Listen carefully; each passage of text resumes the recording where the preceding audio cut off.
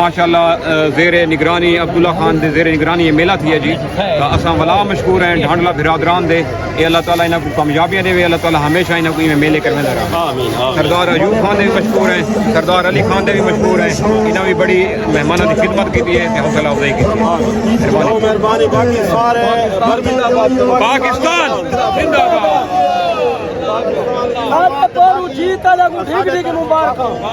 मुबारक हो